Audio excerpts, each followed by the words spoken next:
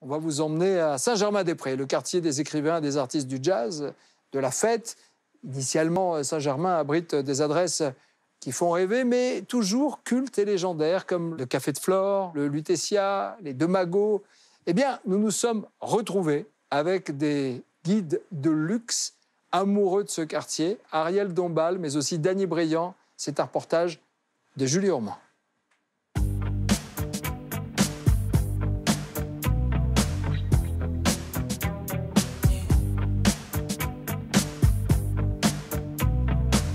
Sur la rive gauche de la Seine, à 2 pas de Notre-Dame de Paris, Saint-Germain-des-Prés.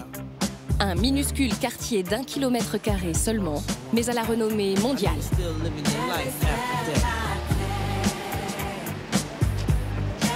C'est ici que, depuis 15 ans, Ariel Dombal promène son allure de diva et sa silhouette sculpturale.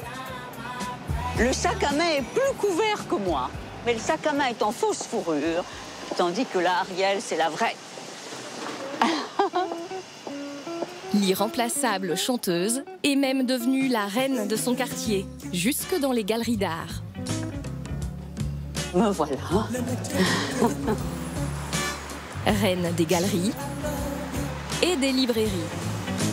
Bonjour Sylvain. Bonjour, bienvenue. Où elle est ce jour-là, en pleine opération marketing pour sa pharmacie littéraire. C'est curieux ce nom de pharmacie. Oui, parce que la lecture, c'est le remède à tout.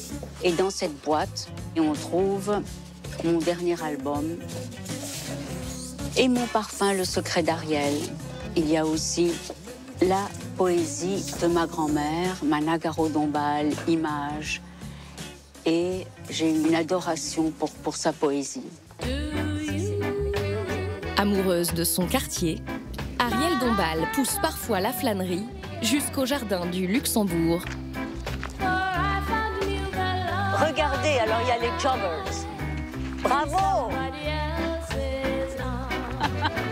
Un coin de nature, en pleine ville, inspiré d'un parc de Florence en Italie. J'ai fait des promenades romantiques, des promenades amoureuses. Ah oui, ça s'y prête. C'est un des lieux où il est délicieux de s'embrasser à Paris.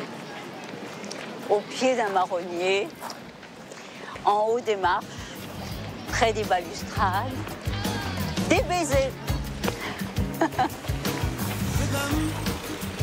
Mais où l'on aime depuis toujours venir s'encanailler. Et à Saint-Germain-des-Prés, il est une adresse qui affiche complet chaque week-end, en faisant renaître le concept des sulfureux dîners mondains. Bonsoir. Le cadre parfait pour la fantasque Ariel Dombal, que nous retrouvons ce soir-là en compagnie de son ami Vincent Darré.